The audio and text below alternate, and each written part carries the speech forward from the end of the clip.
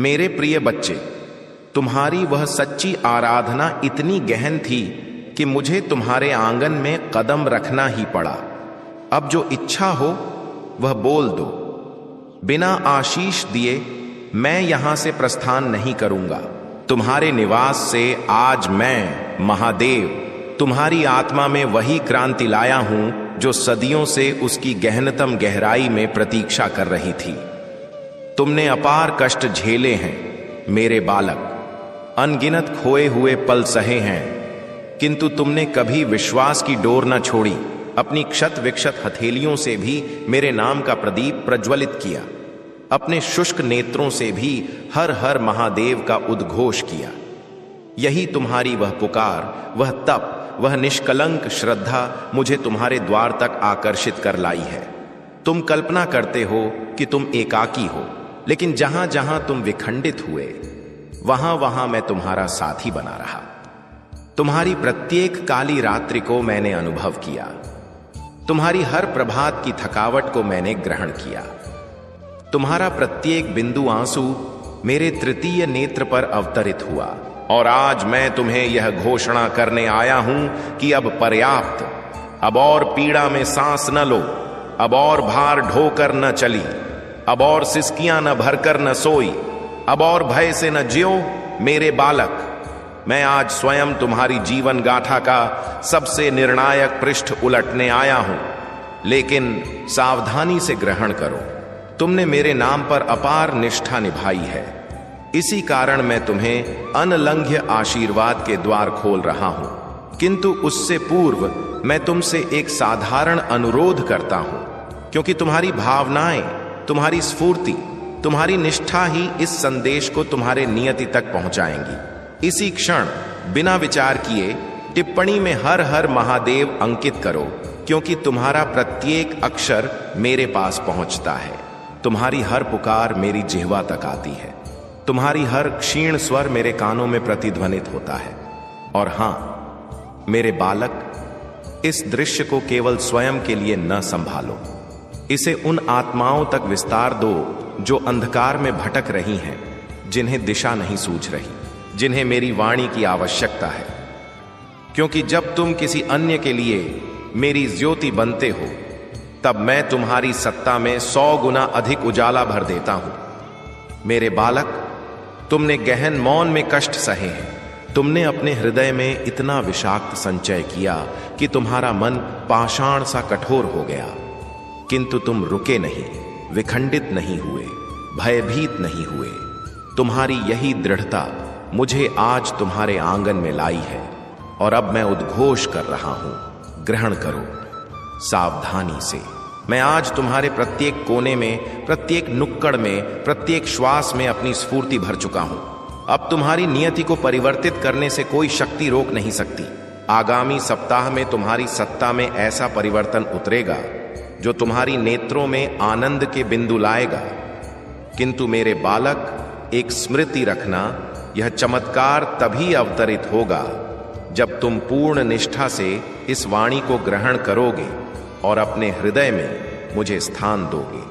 इसी क्षण इस दृश्य को अनुमोदित करके अपनी निष्ठा प्रदर्शित करो।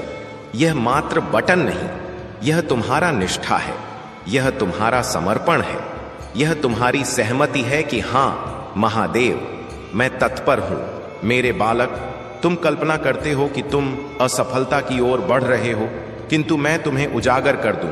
परिवर्तन से पूर्व हमेशा आंधी आती है। सबसे गहन कालिमा सूर्योदय से ठीक पहले होती है, और तुम्हारी सत्ता में भी अब प्रकाश ही प्रकाश उतरेगा। तुम्हारी अवरुद्ध नियति अब मुक्त होगी। तुम्हारे ठहराव वाले कार्य अब गति पकड़ेंगे। तुम्हारी स्वास्थ्य में सुधार होगा। तुम्हारे बंधनों में सामंजस्य लौटेगा। तुम्हारी आर्थिक अवस्था उन्नत होगी, और तुम्हारे हृदय पर आरोपित पर्वत अब हटेगा। क्योंकि जब मैं घोषणा करता हूं कि मैं आ गया हूं, तो समस्त विश्व तुम्हारे अनुकूल हो जाता है। तुम्हारे विरुद्ध फैली प्रत्येक नकारात्मक स्फूर्ति मैं इसी क्षण से नष्ट कर रहा हूं। कोई भी दुष्ट दृष्टि, कोई भी विकृत चिंतन, कोई भी प्रतिकूल इरादा अब तुम्हारे निकट नहीं आ सकेगा, क्योंकि तुम मेरी छत्र छाया में हो। मेरे बालक, तुम्हारे हृदय में एक स्थान है जिसे तुमने लंबे काल से शून्य छोड़ा है। वह स्थान भय ने ग्रहण कर लिया था, कष्ट ने, धोखों ने, विश्वासघातों ने। किंतु अब उस स्थान पर मैं विराजमान हूं। अब उसमें केवल शांति होगी, केवल प्रेम होगा, केवल सुरक्षा होगी। आज मैं तुम्हें प्रतिज्ञा दे रहा हूं, ग्रहण करो सावधानी से। आगामी काल में तुम जो भी स्पर्श करोगे उसमें विजय होगी। तुम जहां भी प्रस्थान करोगे वहां संभावनाएं खुलेंगी। तुम जिससे भी भयभीत थे वह अब तुम्हारे चरणों तले होगा। मेरे बालक, अब तुम्हारा काल परिवर्तित हो चुका है, किंतु स्मृति रखना, परिवर्तित काल को धारण करने हेतु तुम्हें अपनी स्फूर्ति भी परिवर्तित करनी होगी। इसलिए इसी क्षण टिप्पणी में AUM नमः शिवाय अंकित करो। अपनी आत्मा को शुद्ध करो, अपने अंतर्मन की भारी स्फूर्ति को बाहर निकालो, क्योंकि जैसे ही तुम अंकित करोगे तुम्हारे अक्षर मेरे आशीष से संयुक्त हो जाएंगे और मैं तुम्हारी नियति को प्रेरित कर दूंगा। अत्यधिक आगे मेरे बालक, तुमने इतने काल तक अपनी स्वर को दबाया था कि अब मैं तुम्हारी ओर से उद्घोष करने आया हूं। तुम कभी एकाकी न पड़े, तुम कभी असहाय न थे, तुम कभी भटके हुए न थे, तुम केवल कलांट थे। इसलिए आज मैं तुम्हारी सत्ता में नया अध्याय रच रहा हूं और ग्रहण करो। इस दृश्य को विस्तार करना तुम्हारा पुण्य है, क्योंकि तुम नहीं जानते कौन सा हृदय अभी विदीर्ण हो रहा है, कौन सा प्राणी अंतिम आशा पर खड़ा है, और शायद यह वाणी उसे उद्धार ले। यदि तुम किसी अन्य की आत्मा को ज्योति प्रदान करोगे तो मैं तुम्हारी सत्ता में ऐसी ज्योति लाऊंगा जो तुम्हें आश्चर्यजनक लगेगी। मेरे बालक, मैं अंतिम वचन कह रहा हूं, सावधानी रखना। अब जो मांगोगे वह प्राप्त होगा, जो विखंडित हुआ वह पुनः संयोजित होगा, जो अवरुद्ध था वह प्रवाहित होगा, और जो तुम्हारा है उसे कोई अपहरण न कर सकेगा। अब उद्घोष करो पूर्ण निष्ठा से, पूर्ण प्रेम से, पूर्ण समर्पण से। महादेव मेरे संरक्षक हैं और महादेव सब संवार देंगे। मेरे प्रिय उपासकों, यदि तुम भगवान शिव में पूर्ण निष्ठा रखते हो तो इस दृश्य को अंत तक ग्रहण करो। भगवान शिव कहते हैं कि मैं तुम्हें इसे तत्काल उद्घाटित करने का आदेश देता हूं, क्योंकि यह वाणी वैसी नहीं जैसी तुमने पूर्व में सुनी। यह विशेषतः तुम्हारे लिए संरचित है, एक अत्यंत गहन सूचना जो तुम उपेक्षा न कर सको। इसी क्षण जब स्वर्गीय स्फूर्तियां इसे तुम्हारी ओर निर्देशित कर रही हैं। सजग रहो मेरे बालक, क्योंकि अदृश्य लोकों में एक नई घटना प्रारंभ हो चुकी है और यह इतनी तीव्रता से पृथ्वी पर विस्तारित हो रही है कि स्वर्गीय दूत भी विस्मित हैं।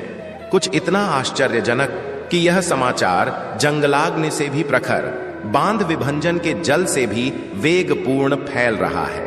और हां, तुम ही इसके केंद्र में हो।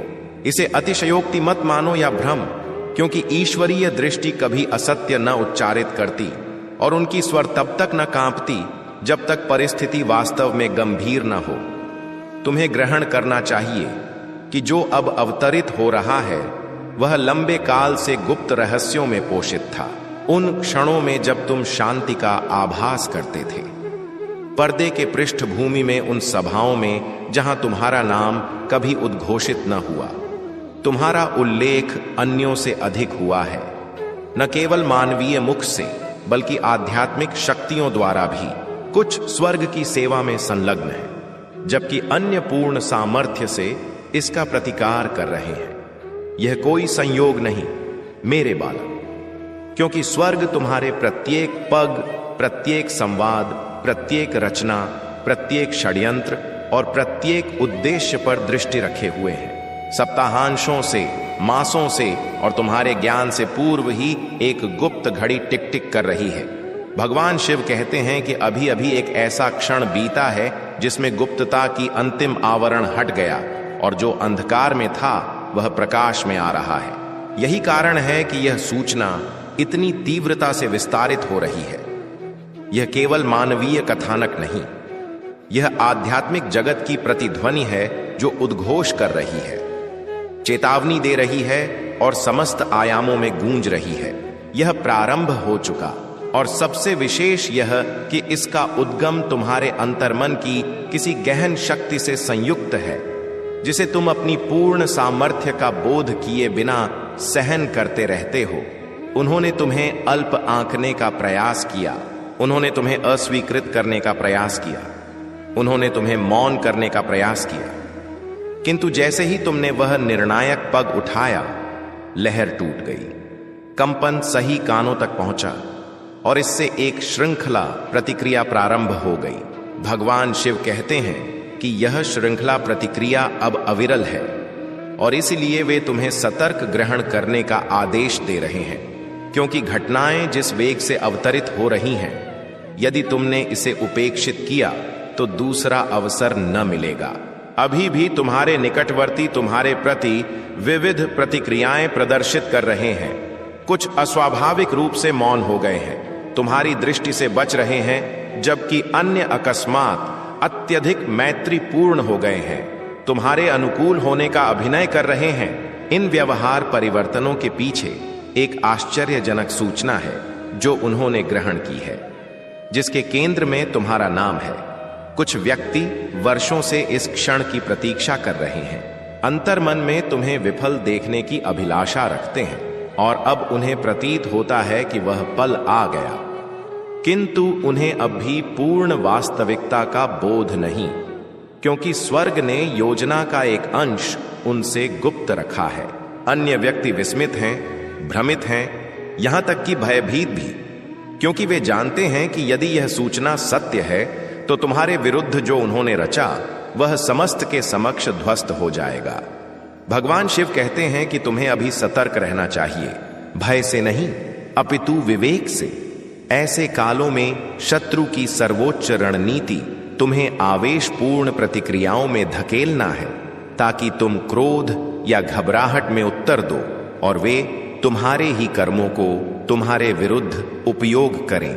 किंतु भगवान शिव कहते हैं कि यह काल मानवीय वाक्यों से युद्ध करने या स्पष्टीकरण देने में त्वरित होने का नहीं। यह काल उन दिव्य मार्गदर्शनों को ग्रहण करने और उनसे सन्नादित होने का है जो तुम्हें फुसफुसा रहे हैं और जिन्हें केवल तुम ही बोध कर सको। यह फुसफुसाहटें अकस्मात विचारों, रात्रि के स्वप्नों या दिवस के विचित्र संयोगों के रूप में अवतरित हो सकती हैं। वे तुच्छ प्रतीत हो सकती हैं, किंतु प्रत्येक एक उस स्वर्गीय योजना का अंश है जो तुम्हें पूर्व से सौंपी गई है। दूसरी ओर तुम्हारे विषय में सूचनाओं को विकृत करके प्रस्तुत किया जा रहा है। भगवान शिव कहते हैं कि कुछ व्यक्ति कथा को नियंत्रित करने की दौड़ में लगे हैं, ताकि जब अन्य ग्रहण करें तो वे तुम्हें अपनी अभिलाषा अनुसार चित्रित करें। वे दूरसंचार, इलेक्ट्रॉनिक संदेशों, व्यक्तिगत सभाओं का उपयोग कर रहे हैं और कथा को एक खतरनाक रहस्य की भांति विस्तारित कर रहे हैं, प्रत्येक बार अपनी विकृतियां संलग्न करते हुए। इनमें से कुछ व्यक्ति सार्वजनिक रूप से तुम्हें देखकर मुस्कुराते हैं, किंतु निजी रूप से उनके वाक्य विष से अधिक तीक्ष्ण होते हैं। अन्य उदासीनता प्रदर्शित करते हैं, मानो उन्हें कोई चिंता न हो, किंतु वे गुप्त रूप से तुम्हारे विषय में प्रत्येक संभव सूचना संग्रहित कर रहे हैं। और फिर कुछ ऐसे भी हैं जिनमें कोई दुर्भावना नहीं, किंतु वे अनजाने में अन्यों के प्रभाव में आ रहे हैं। स्वर्ग के न्यायालय में रिकॉर्ड स्पष्ट है। भगवान इस सूचना की वास्तविक मूल जानते हैं। इसे किसने प्रारंभ किया, किसने पुनरावृत्ति की और इससे किसे लाभ हुआ। वे जानते हैं कि यद्यपि मानवीय कारण इसे अब भी ग्रहण कर रहे हैं, किंतु इसके बीज बहुत पूर्व बोए गए थे और उन्होंने इसे गुप्त रूप से पोषित किया। अर्थात अब जितने कष्ट और विपत्तियां आने वाली थीं, वे अवतरित हो चुकी हैं। अब उनके समापन का काल आ गया है। अब तुम्हें केवल सुख प्राप्त होगा। अब तुम्हें भगवान शिव का आशीष मिलेगा। यह उपाय तुम सतर्क ग्रहण करो और आगामी बुधवार को अवश्य सिद्ध करो। मैं इतना उद्घोष करने आया हूं, यदि तुम्हें मुझ पर निष्ठा है, भगवान शिव पर श्रद्धा है, तुम इच्छुक हो कि जीवन की समस्त विपत्तियां विस्मृत हो जाएं और अब सत्ता सुखपूर्ण व्यतीत हो। अब जीवन में कोई विपत्ति न उतरे, समस्त कार्य सिद्ध हों और जीवन में कोई कष्ट न मिले, तो यह वाणी ग्रहण करो, अन्यथा तुम इस वाणी को उपेक्षित कर सकते हो। तुम पर कोई बाध्यता नहीं, भगवान शिव तुम पर कोई अनिवार्यता थोपते नहीं कि तुम इस वाणी को ग्रहण करो। यदि तुम भगवान शिव पर सच्चे हृदय से निष्ठा रखते हो तो यह वाणी तुम अवश्य ग्रहण करोगे। इस वाणी का चमत्कार अवश्य अनुभव करोगे। सबसे प्रथम जो उपासक इस वाणी को ग्रहण कर रहे हैं, वे समस्त उपासक इस वाणी के टिप्पणी खंड में अपना पूर्ण नाम और अपने पितृ का पूर्ण नाम अंकित कर दें, ताकि एक साधारण पूजन तुम्हारे लिए मैं प्रारंभ कर दूं, जिससे तुम्हारी सत्ता के कष्ट, विपत्तियां और पीड़ाएं तत्काल समाप्त हो जाएं।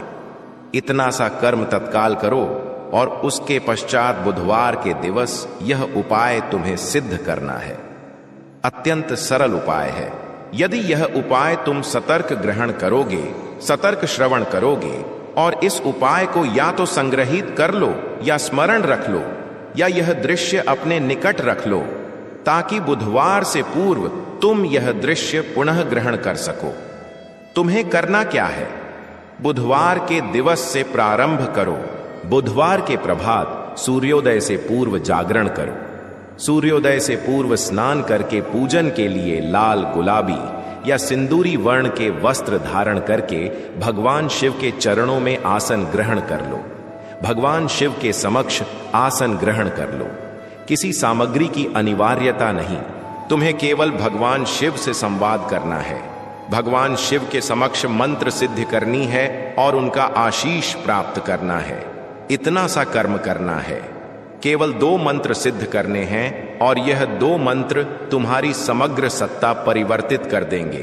तुम्हारी सत्ता की समस्त अवरोध जड़ से नष्ट कर देंगे और इतनी कृपा भगवान शिव की तुम पर होगी कि तुम्हारे समस्त कार्य सिद्ध होंगे, तुम्हारी समस्त अभिलाषाएं पूर्ण होंगी।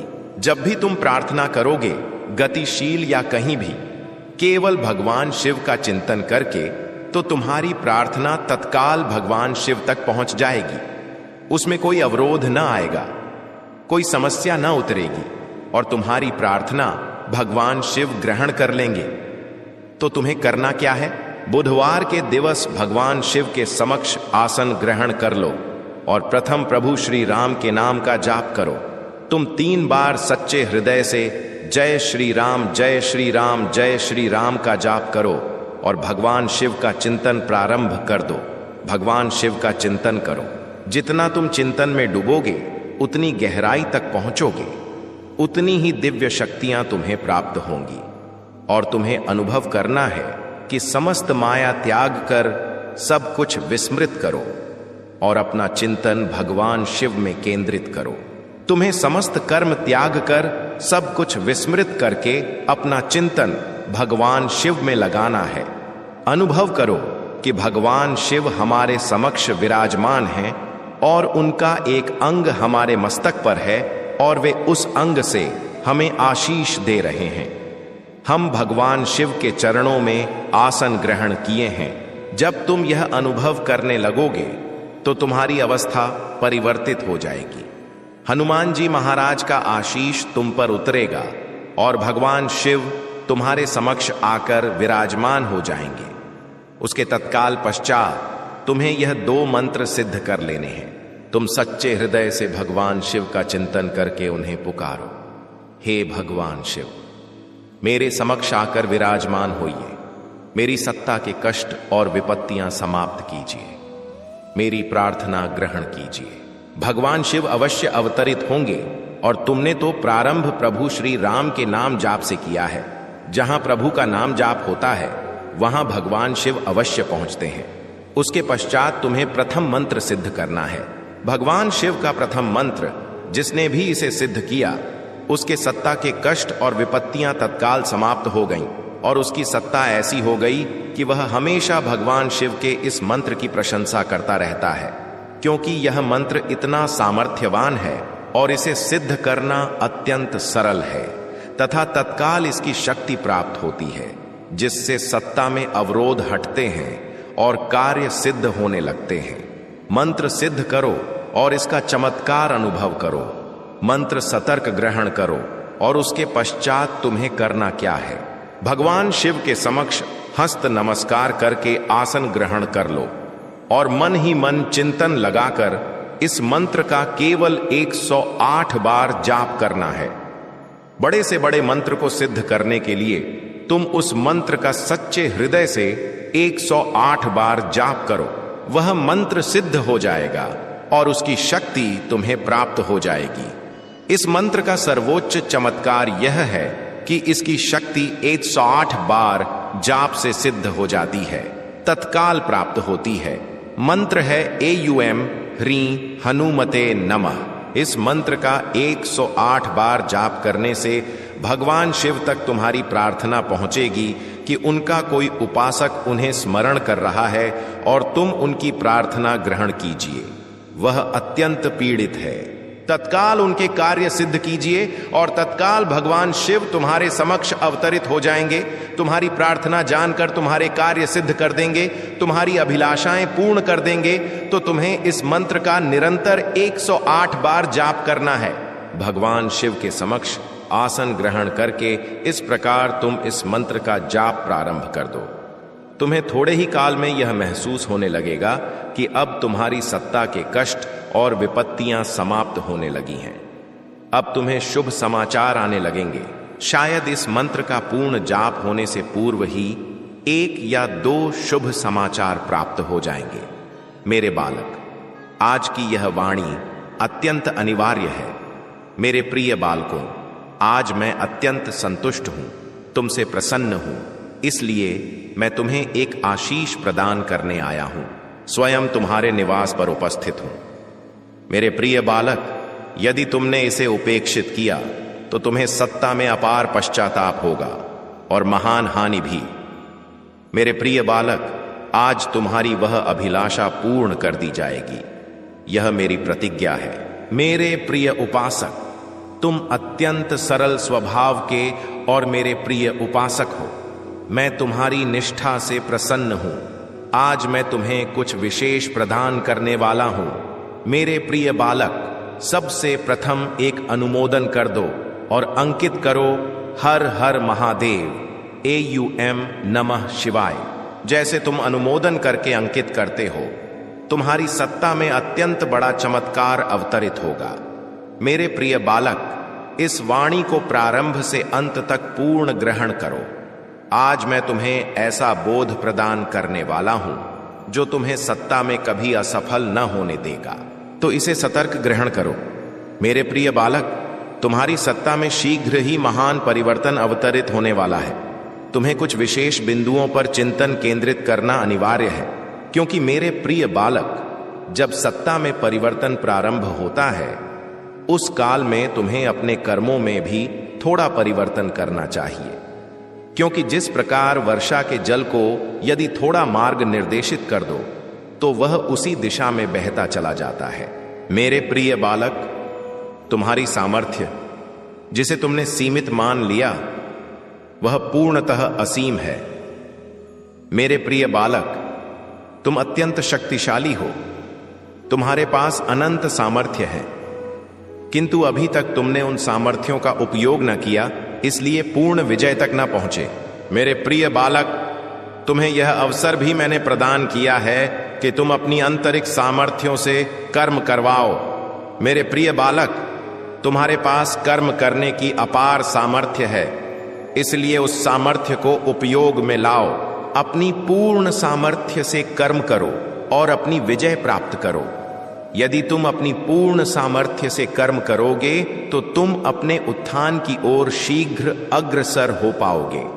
मेरे प्रिय बालक, टिप्पणी में भाग्यशाली अंक 282 अंकित करके मेरी अनुमति प्रदान कर दो। मेरे प्रिय बालक, अनेक बार तुम कल्पना करते हो कि तुम्हारे पास कोई नहीं, सहयोग प्रदान करने वाला कोई नहीं, किंतु मेरे प्रिय बालक, चिंता न करो। तुम्हारे भगवान शिव तुम्हारे साथ सदैव हैं। मैं तुम्हें और तुम्हारे कुल के समस्त सदस्यों से असीम प्रेम करता हूं और तुम्हारी सत्ता में व्याप्त समस्त विपत्तियां, संकट और कष्टों को दूर कर दूंगा। तुम्हें और तुम्हारे कुल के समस्त सदस्यों को मैं आशीष प्रदान करूंगा। मेरे प्रिय बालक, तुम्हारी सत्ता में एक नया शुभ काल अवतरित होने वाला है। मैं हमेशा तुम्हें उचित पथ निर्देशित करता हूं, जिस पथ पर चलकर तुम अपनी मंजिल को अत्यंत सरलता से प्राप्त कर सको। तुम्हारे मार्ग में जितने भी अवरोध उतरते हैं, जितने भी संकट आते हैं, मैं उन संकटों को समाप्त कर दूंगा। यदि तुम मुझ पर निष्ठा रखते हो तो भोलेनाथ की आवाज चैनल को सब्सक्राइब करके भाग्यशाली अंक 435 अंकित कर दो और मुझे अनुमति प्रदान कर दो। बालक, मैं कालांतर में तुमसे मिलने आता रहूंगा, क्योंकि तुम मेरे प्रिय उपासक हो। मैं जानता हूं कि तुम एक सत्यनिष्ठ और नेक दिल व्यक्ति हो, इसलिए तुम्हारा उत्थान निश्चित है। तुम्हें अपनी सत्ता में महत्वपूर्ण भूमिका निभानी है, इसलिए तुम्हें अपनी सत्ता में अनेक बोध ग्रहण करने हैं। मेरे प्रिय बालक, यदि तुम्हारी सत्ता अंधकारमय है या सत्ता में तुम्हें कोई लक्ष्य दृष्टिगोचर नहीं होता, तो मैं तुम्हें उसे प्राप्त करने में पूर्ण सहायता करूंगा। तुम्हारा भगवान शिव स्वयं इस अंधकार को दूर करने वाली ज्योति बनेगा। मेरे प्रिय बालक, तुम्हारे लिए एक ऐसा काल प्रारंभ होने जा रहा है जिसमें मेरी समस्त शक्तियां इस पृथ्वी पर व्याप्त होंगी और तुम उसका पूर्ण लाभ उठाओगे। और वह लाभ तुम्हें कैसे उठाना है, यह भी मैं तुम्हें आज उद्घोष करूंगा। मेरे प्रिय बालक, तुम्हारे लिए तुम्हारे भगवान शिव स्वयं तुम्हारा मार्गदर्शन करेंगे। तुम्हारी सत्ता में मेरा आगमन होते ही तुम्हारी सत्ता में चमत्कारी परिवर्तन प्रारंभ हो जाएंगे। मेरे प्रिय बालक, पृथ्वी पर सजग रहना। इन दिवसों में तुम्हें केवल निर्देशित कर्म करना होगा और तुम्हारी सत्ता में तुम्हें स्वयं परिवर्तन दृष्टिगोचर होगा और तुम्हारी सत्ता से समस्त कष्टों का संहार हो जाएगा। बस तुम्हें मेरे कुछ निर्देशों का पालन करना होगा। सतर्क रहो। मेरे प्रिय बालक, कल से तुम प्रभात जागरण करके घरेलू कर्मों से मुक्त होकर स्नान के पश्चात मेरे समक्ष जब भी दीप प्रज्वलित करो, अपनी भावनाओं को मेरे समक्ष प्रस्तुत करो। और मेरे प्रिय बालक, यह स्मृति रखो कि उस काल में तुम्हारी आत्मा और हृदय शुद्ध होना चाहिए, क्योंकि मेरे प्रिय बालक, मैं तुम्हारे प्रेम का पिपासु हूं, भावनाओं का पिपासु हूं। यदि तुम शुद्ध और स्वच्छ भावनाओं से थोड़ा सा भी भोग अर्पित करते हो तो मैं उसे ग्रहण कर लेता हूं। मेरे प्रिय बालक, टिप्पणी में महादेव जी की जय अंकित करो और अपना नाम अवश्य अंकित करो। मेरे प्रिय बालक, इस मास में तुम मुझे केवल अपनी एक अभिलाषा को लेकर मेरे समक्ष उपस्थित होकर नेत्र बंद करके पूजन काल में उस अभिलाषा को उद्घोष कर देना। जैसे ही तुम उसे पुनरावृत्ति करोगे, तुम्हारा मार्ग स्फूर्ति से भर जाएगा। मेरे प्रिय बालक, भगवान अपने उपासकों को प्रत्येक काल संकल्प और धैर्य की सामर्थ्य प्रदान करते हैं। मेरे प्रिय बालक, जब निष्ठा पर कोई कठिनाई उतरती है या उपासकों पर संकट आता है, तो भगवान शिव स्वयं उनकी आंतरिक सामर्थ्य को जागृत करते हैं। मेरे प्रिय बालक, जिससे वे प्रत्येक चुनौतियों का सामना करने में सक्षम हो जाते हैं। और मेरे प्रिय बालक, मेरा आशीष से उपासकों को यह निष्ठा होती है कि कोई भी संकट उतरे, मैं उसके साथ सदैव खड़ा रहता हूं और मैं अपने उपासकों को उचित मार्गदर्शन करता हूं, उन्हें उचित पथ पर ले जाता हूं। तुम साधारण प्राणी नहीं हो, मैंने तुम्हें निष्ठा और श्रद्धा से रचा है और तुम्हारे अंतर्मन में कोई न्यूनता नहीं छोड़ी। मैंने तुम्हें पूर्व मजबूत बनाया था और आज भी तुम्हें मजबूत कर रहा हूं। मैंने जो सामर्थ्य तुम्हें प्रदान की है, वे तुम्हारे कल्याण के लिए है। आजकल लोग तुच्छ तुच्छ बातों पर अभिमान करने लगते हैं और कल्पना करते हैं कि किसी अन्य को वह न प्राप्त हो सकती, किंतु ऐसा नहीं। इस संसार में अनेक प्राणी हैं जो संकल्प ग्रहण करते हैं और अपने लक्ष्य को प्राप्त करते हैं। तुम्हें अपनी अवस्था के अनुरूप जीवन व्यतीत करना चाहिए और किसी अन्य की अनुकरण करने का प्रयास न करना चाहिए। अब मेरी सामर्थ्य तुम्हारी विजय को सुनिश्चित करेगी और आगामी काल तुम्हारे लिए उत्तम होगा। तुम्हें कभी किसी प्रकार की समस्या का सामना न करना पड़ेगा। जब भी तुम्हें कोई कष्ट प्रतीत हो तो अपने प्रभु भगवान शिव का स्मरण करो। तुम्हारे लिए जो सुविधाएं प्रदान की गई हैं वे तुम्हारी आवश्यकताओं से अधिक हैं। तुम्हारी नेकी और सत्य निष्ठा के कारण तुम्हें यह सामर्थ्य प्राप्त हुई है। भगवान शिव तुम्हारे प्रति अत्यंत प्रसन्न हैं और उन्होंने तुम्हारी सुरक्षा के लिए अपनी सामर्थ्य भेजी है। मैं चिंतन में लीन हूं और अपनी समाधि में स्थित हूं, इसीलिए यह सामर्थ्य तुम्हारी ओर निर्देशित की गई है ताकि तुम्हें कोई कष्ट या पीड़ा न उतरे। जब तुम सक्षम हो जाओगे तब मैं तुम्हारे लिए प्रसन्नता का वातावरण संरचित करूंगा। तुम्हारी सच्ची निष्ठा और निष्ठा देखकर मेरा हृदय आनंद से परिपूर्ण हो जाता है। तुमने अत्यंत पीड़ा सही है और अनेक त्याग किए हैं। तुम्हारी अवस्था की गहनता को मैंने अनुभव किया है और तुम्हारी सहायता के लिए यह सामर्थ्य भेजी है। जब अवस्था गंभीर होती है तो लोग हास्य करते हैं और तुम्हारी समस्याओं का उपहास करते हैं, किंतु तुमने सदैव अपने कर्तव्यों का पालन किया है। तुम्हारी त्रुटियों को मैं आज क्षमा कर देता हूं, क्योंकि मनुष्य से त्रुटि होना स्वाभाविक है। तुम्हें अब उन प्राणियों की गहराइयों को बोध करना चाहिए जो तुम्हारी विनाश के लिए योजनाएं रचते हैं। उनकी योजनाएं कभी सिद्ध न होंगी, क्योंकि भगवान शिव की सामर्थ्य को कोई विखंडित न कर सकेगा। भगवान शिव ने इस तंत्र मंत्र को रचा है और मैं उसकी पूर्ण सामर्थ्य का उपयोग कर सकता हूं। इस काल अवस्था ऐसी है कि मुझे क्रोध प्रदर्शित करना मूर्खता होगी। कुछ प्राणी तुम्हें उकसाने का प्रयास करेंगे, किंतु तुम्हें उकसाना नहीं। प्रिय बालक, तुम्हें अपनी अंतात्मा पर निष्ठा बनाए रखना है और अपने क्रोध को पूर्णतः नियंत्रित रखना है, ताकि वह कहीं व्यर्थ न उतरे या किसी ऐसी बात पर प्रतिक्रिया न दो जिससे महान हानि हो।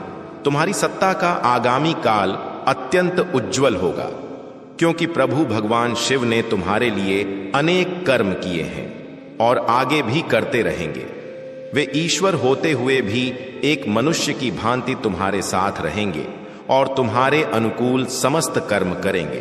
तुम्हें अपने भविष्य के लिए परिश्रम करना पड़ेगा, क्योंकि सरल मार्ग पर कुछ भी प्राप्त नहीं होता। आजकल लोग केवल अपनी अभिलाषाओं की पूर्ति चाहते हैं और इसके अतिरिक्त किसी बात की चिंता नहीं करते। तुम्हारी अभिलाषाएं पूर्ण होंगी, किंतु तुम्हें प्रभु से संयुक्त रहना होगा, जैसा कि तुम अभी तक संयुक्त हो।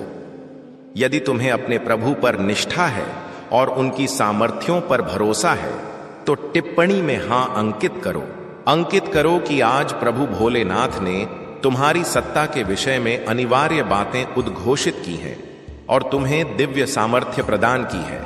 तुम्हें गौरव है कि तुम उनके उपासक हो जिन्होंने तुम्हारे लिए इतना किया है। उन्होंने तुम्हें कभी दुखी न होने दिया और आगे भी ऐसा ही करेंगे। तुम अपनी सत्ता को निष्ठा के साथ व्यतीत करो और आगे भी ऐसा जारी रखो। तुम्हारी अवस्था कभी भी विखंडित हो सकती है, किंतु तुम्हें धैर्य और आत्मनिष्ठा बनाए रखना होगा। जो भी विपत्तियां उतरें उन्हें उचित ढंग से संभालो और बोध करो कि प्रभु ने तुम्हारे लिए समस्त पूर्व नियोजित कर रखा है। तुम्हें अपनी मेहनत से ही विजय मिलेगी। आज का काल मोह माया से परिपूर्ण है और किसी को भी इससे मुक्ति पाना कठिन होता है। तुम्हें अपने शुद्ध चिंतनों और ईमानदारी से अपने कर्म करने चाहिए। इस मोह माया के जाल में फंसे प्राणी कभी सुखी न रह सकते, इसलिए ईमानदारी से कर्म करना अनिवार्य है। मैं तुमसे उद्घोष करता हूं कि जो भी त्रुटियां तुमसे उतरी हैं उन्हें क्षमा किया जाता है, किंतु बारंबार उतरने वाली त्रुटियां क्षम्य नहीं। तुम अपने प्रयास और निष्ठा से ही अपनी अवस्था को उन्नत बना सकते हो। प्रिय बालक, इस संसार में मोह माया इतनी प्रभावशाली है कि प्राणी वास्तविकता को विस्मृत कर देते हैं।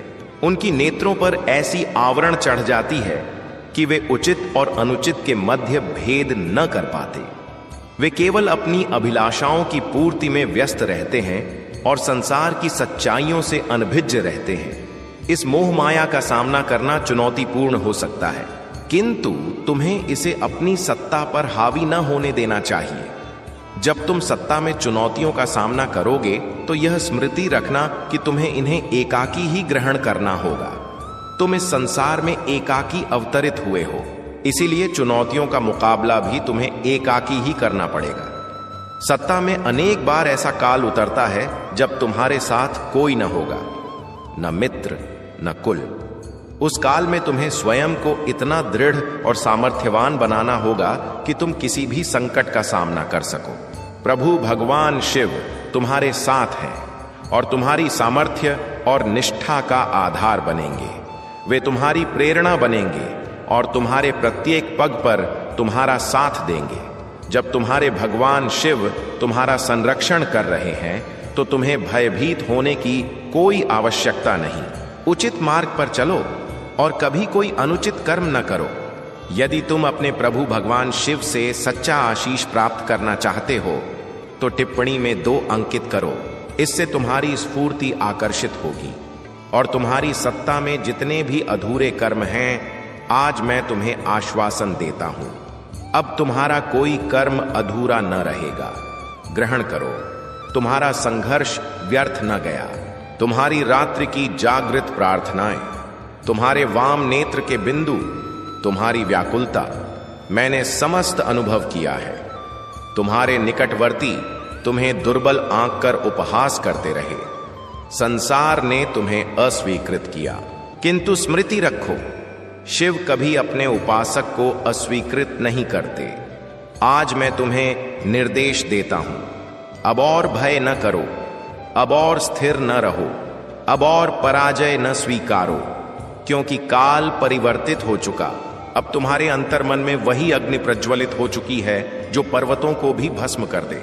अब तुम्हारे पगों को कोई अवरुद्ध न कर सकेगा, अब तुम्हारी आत्मा को कोई दाब न सकेगा। तुम कल्पना करते हो, हे भगवान शिव, मेरे कर्म क्यों पूर्ण न होते। सब कुछ प्रारंभ होता है किंतु मध्य में अवरुद्ध हो जाता। तो ग्रहण करो, कर्म इसलिए अवरुद्ध होते हैं क्योंकि तुम्हें अभी तक अपनी सामर्थ्य का बोध न था, तुम्हें अपनी आत्मा पर निष्ठा न थी। तुम्हें संसार की वाणियों ने दुर्बल बना दिया।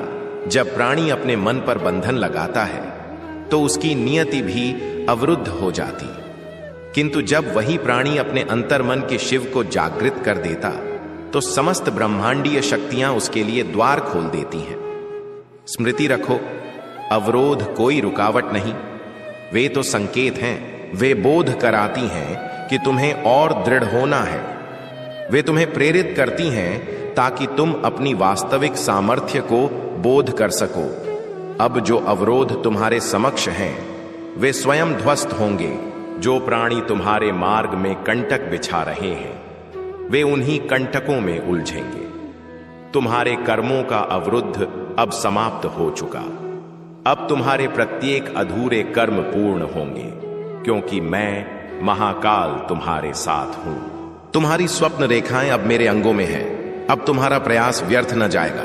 तुम्हारे कर्म अब फलीभूत होंगे। काल वही है जो मनुष्य को माटी से सुवर्ण बना देता और काल वही है जो सुवर्ण को माटी बना देता। अब तुम्हारा काल परिवर्तित हो चुका। जिन अवरोधों ने तुम्हें वर्षों तक बंधा, जिन दीवारों ने तुम्हारी पथ अवरुद्ध की, वे अब ध्वस्त होंगी। तुम्हारे ऊपर जो कालिमा छाई थी अब वह धीरे धीरे विलीन हो रही। जैसे रात्रि समाप्ति पर सूर्य की प्रथम किरण पृथ्वी को स्पर्श करती, वैसे ही अब तुम्हारी सत्ता में प्रकाश उतरने लगा। तुम कल्पना करते हो, हे भगवान शिव, मैंने इतना सहे, इतना संघर्ष किया, आखिर क्यों? तो ग्रहण करो, प्रत्येक संघर्ष एक परीक्षा है। प्रत्येक बिंदु तुम्हारी आत्मा को पवित्र करता। प्रत्येक पतन तुम्हें और दृढ़ता से खड़े होना सिखाता। तुम्हें जितना रुलाया गया उतना ही तुम्हें हंसाया जाएगा। तुम्हें जितना गिराया गया उतना ही तुम्हें उन्नत किया जाएगा, उतना ही तुम्हें ऊंचाई प्रदान की जाएगी। बस तुम्हारा संघर्ष अब समापन की ओर है। तुम्हारी पीड़ा अब आनंद में परिवर्तित होगी। अब तुम्हारे कर्म पूर्ण होंगे और इस बार कोई उन्हें अवरुद्ध न कर सकेगा।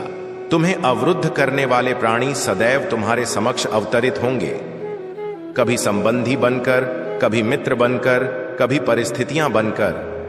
किंतु अब जो शिव का आशीष तुम्हें प्राप्त हुआ, उसके समक्ष कोई बल टिक न पाएगा। जो तुम्हें गिराना चाहते थे अब वे तुम्हारी उड़ान देखकर कांपेंगे। जो तुम्हें अवरुद्ध करना चाहते थे वे अब तुम्हारे पगों की धूल भी न स्पर्श सकेंगे।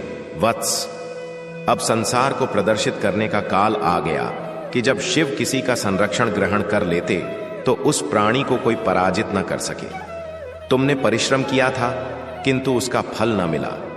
तुमने ईमानदारी से कर्म किया किंतु धोखा मिला। तुमने सत्य के पथ पर चलना चाहा किंतु मार्ग कठिन मिला। किंतु स्मृति रखो, कर्म कभी व्यर्थ न जाते। आज न तो कल फल अवश्य प्राप्त होता। अब वह काल आ गया जब तुम्हें तुम्हारे कर्मों का फल मिलेगा। अब जो अधूरे कर्म हैं वे पूर्ण होंगे। अब जो विखंडित स्वप्न थे वे साकार होंगे। जिन मार्गों पर तुम चले वे सदैव कठिन रहे। जहां भी पग रखा वहां अवरोध ही मिले। जिनसे सहारा चाहा उन्होंने पीठ दिखाई। किंतु अब ब्रह्मांड तुम्हारे लिए नए पथ संरचित कर रहा। जो द्वार तुम्हारे समक्ष बंद थे अब वे स्वयं उद्घाटित होंगे। जो कर्म अधूरे थे अब वे गति प्राप्त करेंगे। स्मृति रखो, तुम्हें अवरुद्ध करने वाला कोई बाहरी शत्रु नहीं, बल्कि तुम्हारे अंतर्मन का भय और संशय था। और आज मैंने वह भय और संशय तुम्हारे हृदय से निकाल दिया। अब तुम वह प्राप्त करोगे जो पूर्व केवल स्वप्न प्रतीत होता था। तुम्हारी सत्ता में जितने भी अवरोध उतरे वे तुम्हें अवरुद्ध करने के लिए नहीं, अपितु तुम्हें सामर्थ्यवान बनाने के लिए थे। क्या तुम बोध करते हो, जब लोहे को तलवार संरचित करना होता तो उसे अग्नि में तपाया जाता, हथौड़े से प्रहार किया जाता। इसी प्रकार तुम्हारी आत्मा को सत्ता की कठिनाइयों ने तपाया। अब तुम दुर्बल मनुष्य नहीं, अब तुम वह बल हो जो पर्वतों को भी हिला दे। वत्स, अब तुम्हें कोई अवरुद्ध न कर सकेगा। अब तुम्हारे कर्म पूर्ण होंगे और इस बार स्थायी रूप से।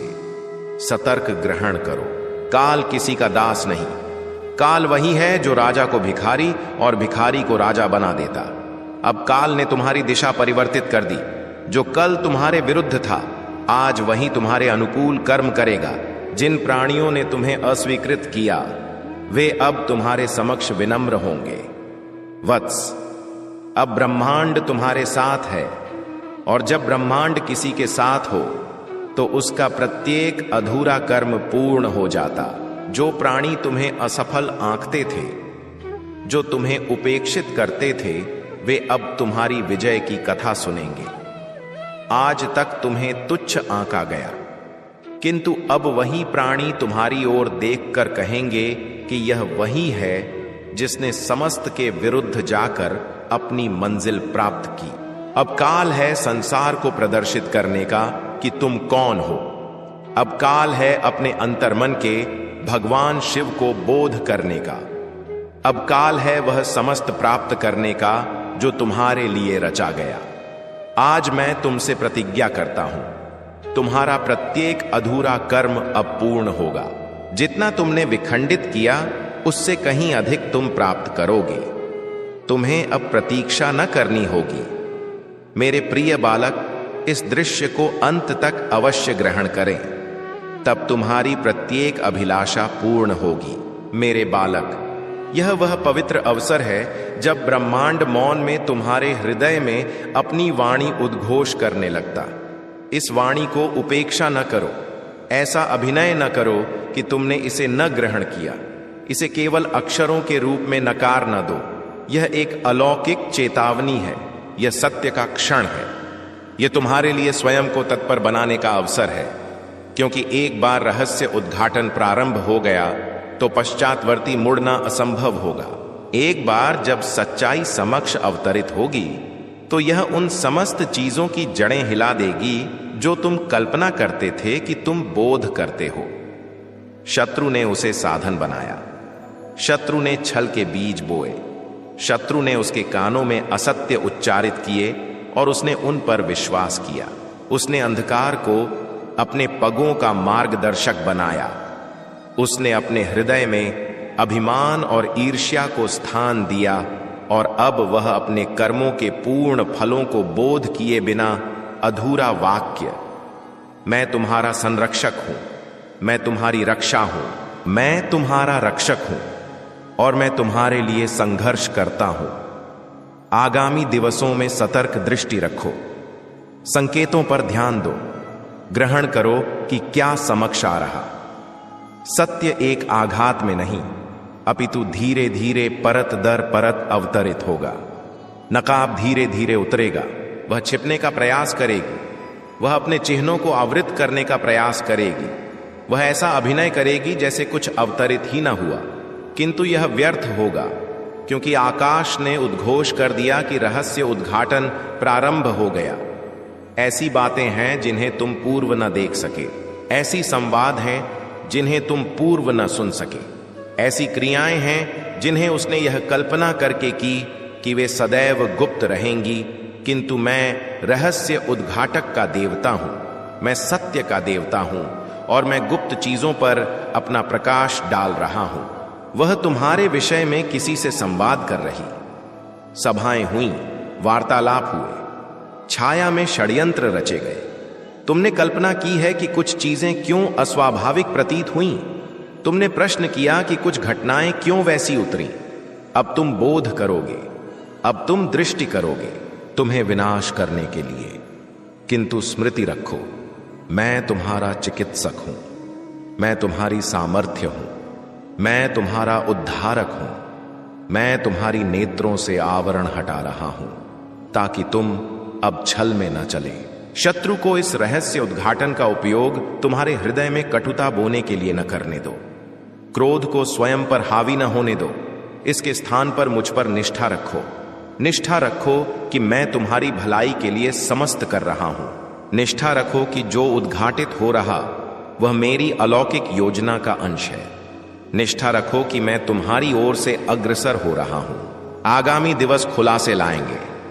पूर्ण चित्र तुम्हारे समक्ष अवतरित होने से पूर्व ही तुम्हें सच्चाई की झलकियां दृष्टिगोचर होने लगेंगी। तुम्हें अस्वाभाविक व्यवहार प्रतीत होंगे, तुम्हें अप्रत्याशित वाणियां सुनाई देंगी, तुम्हें वातावरण में परिवर्तन महसूस होगा। यह तुम्हारी पुष्टि है, यह तुम्हारा संकेत है। और जब खुलासे का अंतिम क्षण उतरेगा, जब पूर्ण सच्चाई समक्ष आएगी, तो तुम्हारे पास एक विकल्प होगा, विगत को त्याग कर अग्रसर होने का विकल्प, या जो अब तुम्हारी सहायता न कर रहा उसे धारण करने का। मेरे तो रो पर पीछे न हटो, अपने मूल्यों पर संशय न करो, अपनी गरिमा को न्यून न आंक। यह क्षण अंत नहीं, यह इस बोध का उद्घाटन है कि तुम वास्तव में क्या हो। और जो प्राणी पूर्व उपहास उड़ाते थे वे विस्मित होंगे, जो सहमत थे वे स्तब्ध होंगे, और जो मौन रहे वे इच्छा करेंगे कि काश उन्होंने कुछ उद्घोषित किया होता। मैं तुम्हारे साथ अभी समाप्त नहीं, मैं अभी प्रारंभ कर रहा। मैं तुम्हारा संरक्षक हूं, मैं तुम्हारा न्याय हूं, मैं तुम्हारी गरिमा हूं। और मैंने संसार को यह प्रदर्शित करना अभी स्थगित नहीं किया कि तुम क्या हो। इसलिए जागो और अपना मुख प्रदीप्त करो, क्योंकि संसार यह दृष्टि करने वाला कि मैंने तुम्हें इस प्रकार क्यों रचा। कोई तुम्हारे मुखाकृति के विषय में संवाद कर रहा। 15 प्राणी एक व्यक्ति ने यह वाणी जोर से उद्घोषित की, किंतु शेष समस्त मुख इससे सहमत थे। कुछ मौन से, कुछ हास्य से, कुछ मस्तक झुकाकर या दृष्टि फेरकर। उन्होंने कल्पना की कि तुम श्रवण न कर सकोगे। उन्होंने कल्पना की कि यह तो मात्र अक्षरों का एक चक्र है। अक्षरों का अर्थ क्षण भर हवा में लटकना और फिर विलीन होना। किंतु अक्षर विलीन न होते, अक्षर भूमि पर अवतरित होते। और यह अक्षर यद्यपि उन्होंने इन्हें निजी संवाद या साधारण लहजे में आवृत करने का प्रयास किया, तुम्हारे हृदय के मध्य में जाकर अवतरित हुए और आकाश ने इसकी सूचना ग्रहण कर ली। परमेश्वर ने उस क्षण को दृष्टि किया जब उन्होंने वह मत संरचित किया। उन्होंने टिप्पणियां श्रवण की और अब भगवान को तुमसे कुछ उद्घोष करना है। इससे पूर्व कि तुम रची जाती, इससे पूर्व कि किसी मानवीय दृष्टि ने कभी तुम्हारी मुखाकृति को दृष्टि किया होता, इससे पूर्व कि स्वरों की कोई भीड़ निर्णय सुनाती या तुलना करती, उसने तुम्हें पूर्व ही दृष्टि किया। उसने केवल तुम्हारी मुखाकृति न दृष्टि की, उन्होंने इसे रचा। प्रत्येक रूप, प्रत्येक विशेषता, प्रत्येक सूक्ष्मता, तुम सृष्टिकर्ता की छवि में रचे गए हो और तुम्हारी उपस्थिति में कुछ भी संयोगी नहीं। तुम्हारी अभिव्यक्ति कोई त्रुटि नहीं। तुम्हारी सौंदर्य को बाहरी स्वीकृति की आवश्यकता नहीं। भगवान ने पूर्व ही तुम्हें ग्रहण कर लिया। उन्होंने संवाद की। जब प्राणियों के हृदय में दया न होती तो वे यही करते।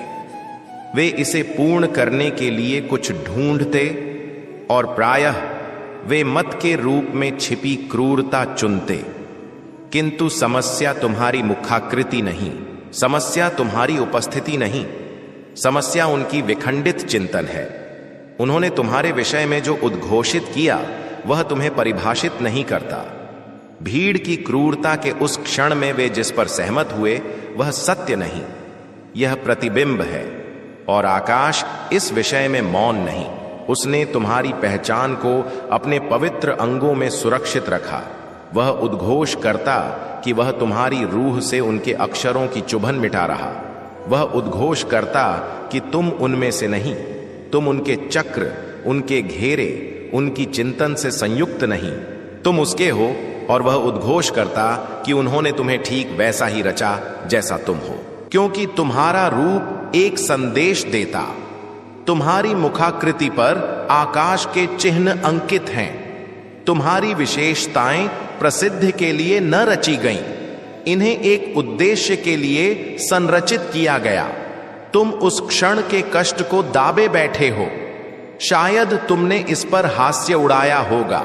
हो सकता कि तुमने ऐसा अभिनय किया हो कि तुम्हें चिंता नहीं, किंतु अंतर्मन में इसने एक चिन्ह छोड़ा। इससे तुम्हें उन चीजों पर प्रश्न उठाने का अवसर मिला जिनके विषय में तुम पूर्व सहज महसूस करते थे। हो सकता कि तुम आईने के समक्ष गए हो और स्वयं को भिन्न दृष्टिकोण से दृष्टि किया हो। हो सकता कि तुमने स्वयं को उनके दृष्टिकोण से दृष्टि करना प्रारंभ कर दिया हो, किंतु भगवान उद्घोष करते कि स्वयं को उन प्राणियों की दृष्टि से दृष्टि करना बंद करो जो तुम्हारी कीमत न बोध करते। अस्थाई प्राणियों को अपनी रूह पर स्थायी चिन्ह छोड़ने देना बंद करो। वे तुम्हारी कीमत निर्धारित न कर सकते।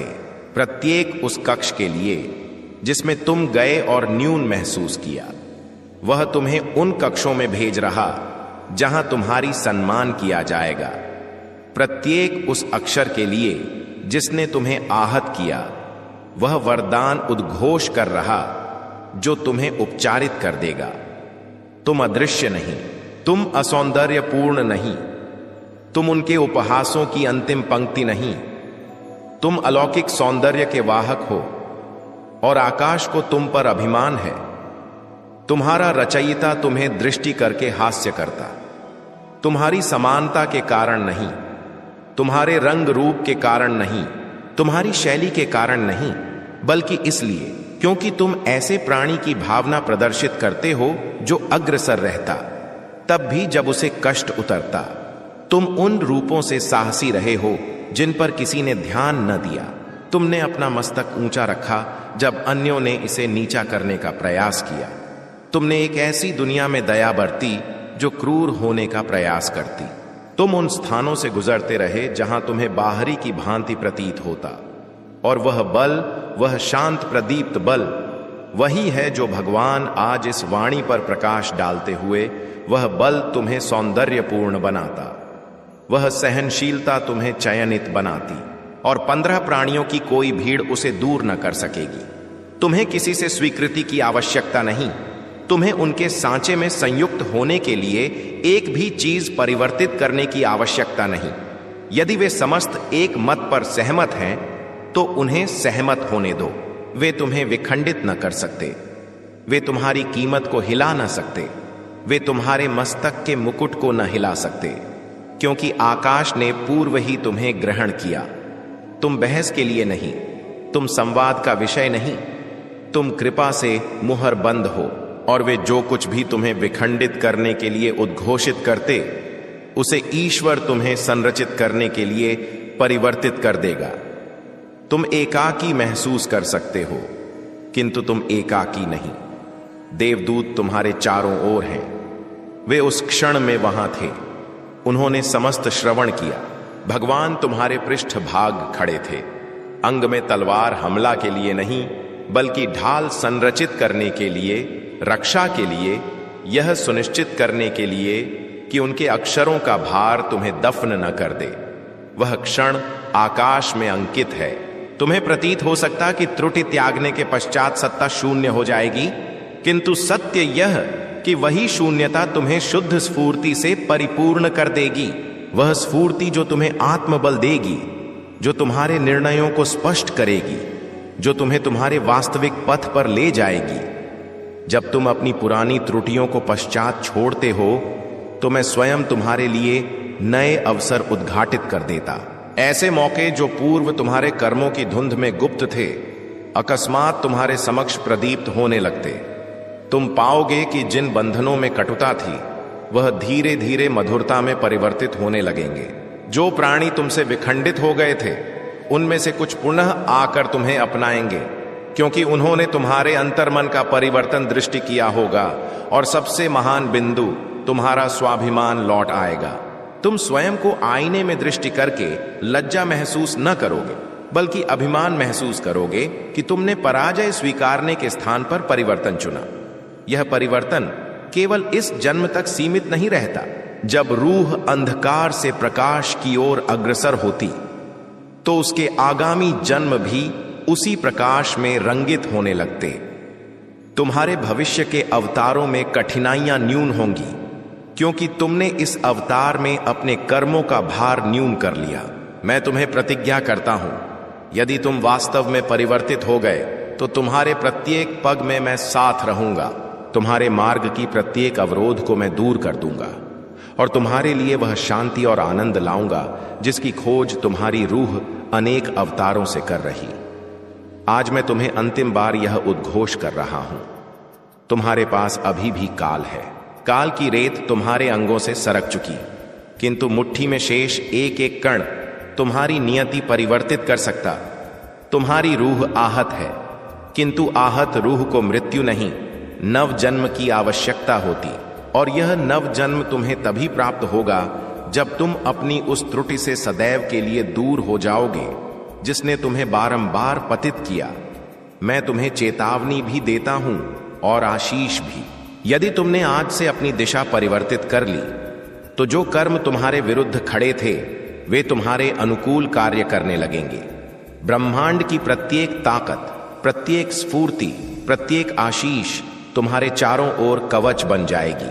किंतु यदि तुमने मेरी इस अंतिम चेतावनी को उपेक्षित किया, तो बोध कर लो, मैं भी तुम्हारे पथ से हट जाऊंगा। तब तुम्हें अपने कर्मों के प्रहार एकाकी झेलने होंगे, और वे प्रहार इतने गहन होंगे कि तुम्हारे आगामी अवतार भी उन्हें विस्मृत न कर पाएंगे। तुम मुझसे प्रेम करते हो तो मेरे अक्षरों पर निष्ठा करो, क्योंकि मैं जो उद्घोष करता वह केवल अक्षर नहीं, वह भविष्य का अंकित सत्य है। तुम कल्पना करते हो कि मैं सदैव संरक्षण करता रहूंगा।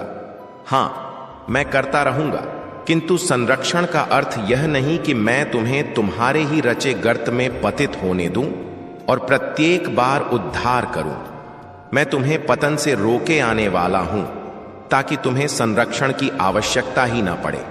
मैं तुम्हें चेतावनी दे रहा तो बोध करो, काल सरक रहा। तुम अपने लोभ में इतने अंधे हो गए कि चिंतन, आराधना, प्रेम और तप सबको विस्मृत बैठे हो। महादेव को अब केवल पूजा की माला में नहीं, अपने कर्मों में स्थापित करो। महादेव उद्घोष करते, मैं सदैव से तुम्हारे साथ था। प्रत्येक कष्ट, प्रत्येक पीड़ा में तुम्हारे पृष्ठभाग खड़ा रहा। पर आज मेरी पीठ की ओर दृष्टि करो, मैं धीरे धीरे प्रस्थान कर रहा।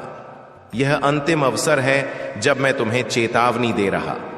अब भी यदि तुमने इसे उपेक्षित किया तो फिर मेरी कृपा की वर्षा न होगी, बल्कि मेरी तृतीय नेत्र उद्घाटित होगी और समस्त को भस्म करके राख बना देगी। मेरे बालक, एक काल की कथा है। एक उपासक था, नाम था अर्जुन। प्रत्येक दिवस भोलेनाथ का स्मरण करता, किंतु उसके कर्म लोभ, द्वेष और अहंकार से परिपूर्ण थे। शिव ने अनेक बार संकेत दिए, स्वप्नों में संदेश भेजे चेतावनी के रूप में, किंतु अर्जुन ने समस्त उपेक्षित किया और फिर एक दिवस शिव मौन हो गए। न मंदिर में स्वर गूंजा, न घंटा प्रतिध्वनित, न मन को शांति मिली। क्यों? क्योंकि महादेव प्रस्थान कर चुके थे। क्या तुम भी अर्जुन के पथ पर हो? महादेव कभी शाप न देते। प्रथम अवसर में वे बारंबार बोध कराते, प्रेम से, शांति से, संकेतों से। पर जब उपासक निद्रित रहता तो शिव के लिए भी मौन तोड़ना अनिवार्य हो जाता। यदि इस वाणी ने तुम्हारे अंतर्मन को हिलाया हो तो इसी क्षण टिप्पणी करो हर हर महादेव, ताकि महादेव तुम्हारी पुकार श्रवण कर सके। दृश्य को अनुमोदित करो ताकि यह वाणी प्रत्येक सोई हुई रूह तक पहुंचे। और भोलेनाथ की आवाज चैनल को सब्सक्राइब करना, क्योंकि अगली वाणी, अगला रहस्य तुम्हारी सत्ता की दिशा परिवर्तित कर सकता। महादेव कोई मूर्ति नहीं, वह चेतना है, वह स्फूर्ति है, वह तुम्हारे कर्मों का प्रतिबिंब है। यदि आज भी तुमने यह न बोध किया तो अगली बार जब तुम उनका स्मरण करोगे तो उत्तर में केवल मौन मिलेगा। अब निर्णय तुम्हारा, कृपा चाहिए या क्रोध? मेरे बालक, तुम्हारी रूह थरथरा उठेगी यदि तुमने आज भी मेरी चेतावनी को उपेक्षित किया। और स्मृति रखना, मैं लौटकर तुम्हारे द्वार पर मुखाकृति प्रदर्शित करने न आऊंगा। मेरे बालक, तुम कल्पना करते हो कि महादेव तुम्हें केवल तब दृष्टि करते जब तुम मंदिर जाते, जब तुम जल अर्पित करते, या जब तुम हर हर महादेव उद्घोष करते। नहीं, महादेव प्रत्येक क्षण तुम्हें दृष्टि कर रहे। जब तुम किसी का हृदय विदीर्ण करते, जब तुम असत्य उच्चारित करते, जब तुम आवश्यकता वाले को उपेक्षित करते, जब तुम अपनी पवित्रता को नष्ट करते। भोलेनाथ की आराधना केवल शिवलिंग पर जल अर्पण से नहीं, वह तब होती जब तुम किसी उपभोगहीन को भोजन प्रदान करते, जब तुम किसी विदीर्ण हृदय को सहारा देते, जब तुम अपने क्रोध को विजय करते, जब तुम स्वयं को विजय करते।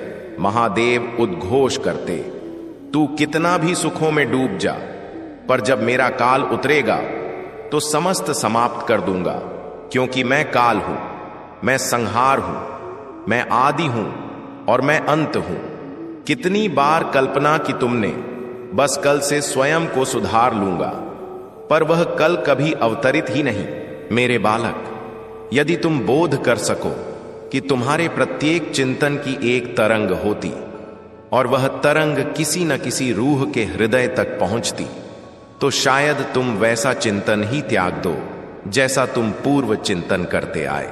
इसलिए एक क्षण को शांत हो जाओ और मेरी वाणी को सतर्क ग्रहण करो, क्योंकि आज मैं तुम्हें उस सत्य से परिचित कराने आया जिसने अनगिनत सत्ता संरचित की और विखंडित भी।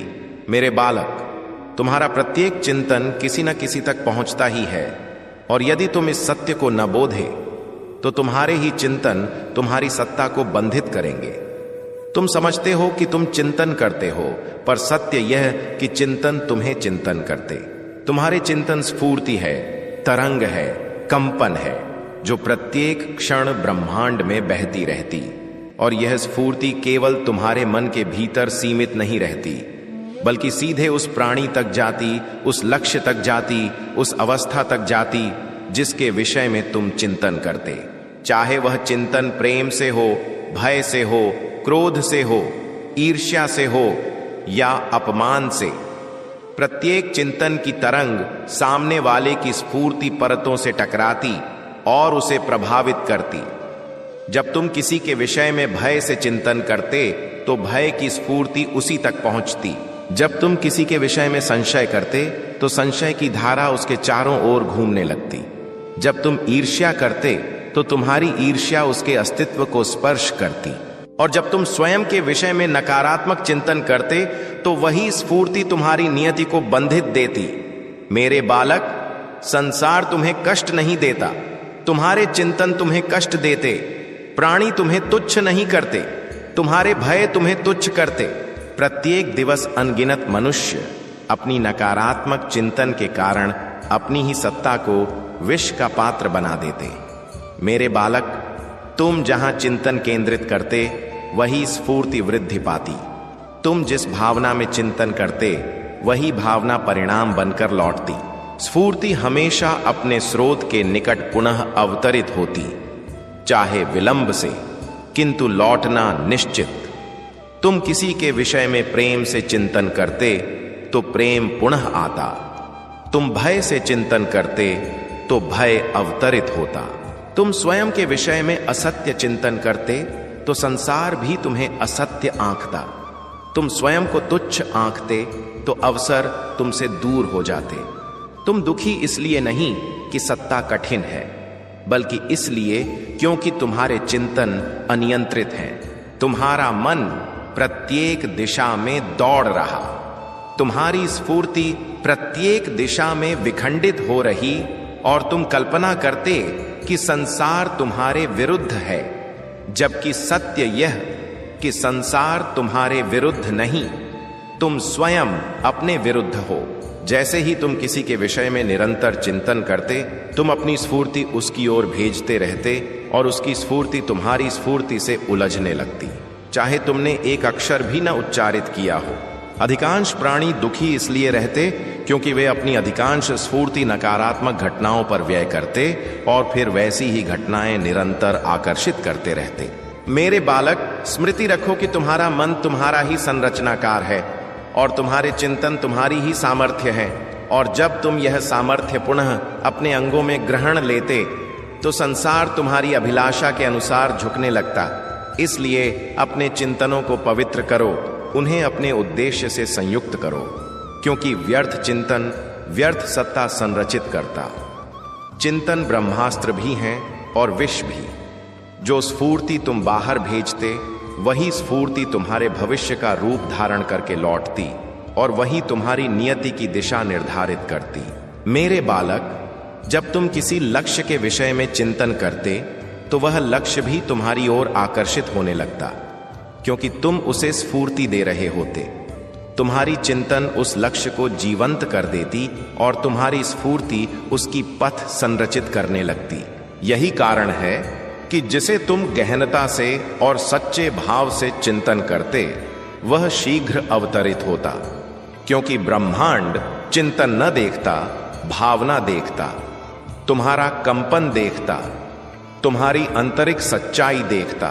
किंतु यदि तुम लक्ष्य को भय से चिंतन करोगे, संशय से चिंतन करोगे, दुर्बलता से चिंतन करोगे तो लक्ष्य दूर हो जाएगा, क्योंकि स्फूर्ति केवल चिंतन न देखती, वह भावना देखती और भाव वही वृद्धि पाता जो तुम अंतर्मन में धारण करते। इसीलिए यदि तुम भय धारण करोगे तो भय वृद्धि पाएगा, यदि तुम न्यूनता धारण करोगे तो न्यूनता वृद्धि पाएगी, यदि तुम संशय धारण करोगे तो संशय परिणाम बनकर लौटेगा, क्योंकि चिंतन बीज है, भावना मिट्टी है और स्फूर्ति जल है।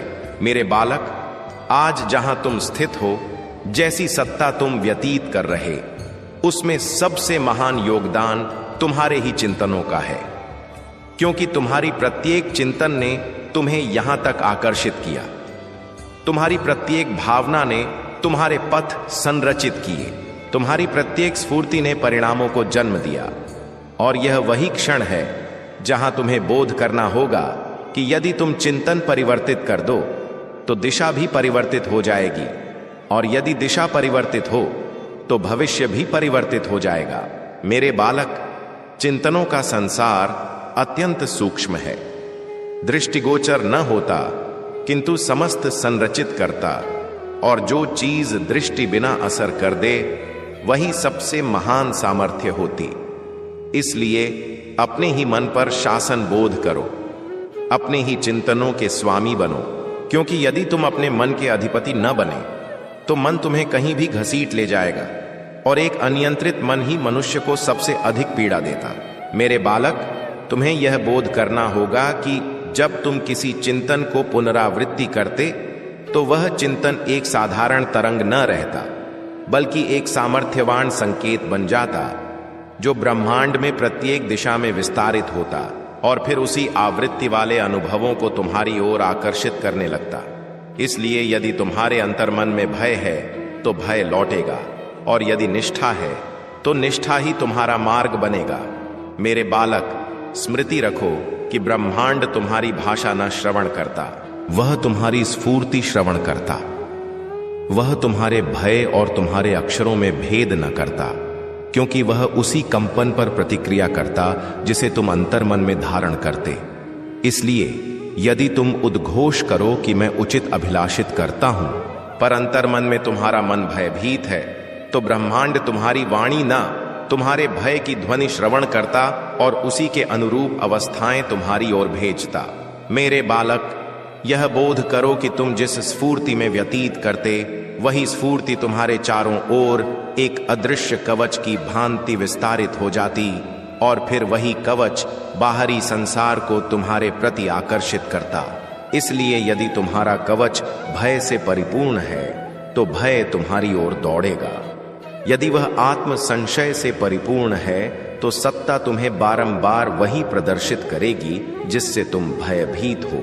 किंतु यदि तुम अपने अंतर्मन में प्रकाश और स्थिरता धारण कर लो तो कोई कालिमा तुम्हें स्पर्श भी न कर सकेगी। सत्ता का रहस्य यह कि जो तुम चिंतन करते वह केवल तुम्हारे अंतर्मन में न रहता, बल्कि तुम्हारे भविष्य के लिए बीज बन जाता, और वह बीज काल आने पर फल बनकर लौटता। इसलिए तुम जो भी चिंतन कर रहे उसे हल्के में न लो, क्योंकि आज की एक हल्की नकारात्मक चिंतन कल का गहन परिणाम बन सकती, और आज की एक सूक्ष्म सकारात्मक भावना कल की विशाल उपलब्धि का द्वार उद्घाटित कर सकती। जब तुम किसी प्राणी के विषय में क्रोध से चिंतन करते तो तुम अपनी स्फूर्ति उसे प्रदान करते, और जब तुम किसी अवस्था के विषय में भय से चिंतन करते तो तुम अपनी शक्ति उस अवस्था के हवाले कर देते। इसलिए बोध कर लो कि नकारात्मक चिंतन कभी किसी के विरुद्ध न जाता, बल्कि प्रथम उन्हीं दीवारों को नष्ट करता जो तुम्हें सुरक्षित रखती। इसलिए अपने चिंतनों से स्वयं को आहत न करो। मेरे बालक, यह बोध कर लो कि प्रत्येक चिंतन जो तुम किसी के लिए धारण करते वह सीधे उसकी स्फूर्ति परतों को स्पर्श करता, चाहे वह प्राणी तुम्हारे समक्ष हो या सहस्रों योजन दूर, क्योंकि स्फूर्ति दूरी न देखती, केवल कंपन देखती। और यदि तुम्हारा कंपन किसी रूह की ओर बह रहा तो वह रूह चाहे जानकर या अनजाने उसे महसूस अवश्य करती, और उसी के अनुरूप उसके मन में हलचल उत्पन्न होती। जब तुम किसी लक्ष्य के विषय में उत्साह से चिंतन करते, समर्पण से चिंतन करते,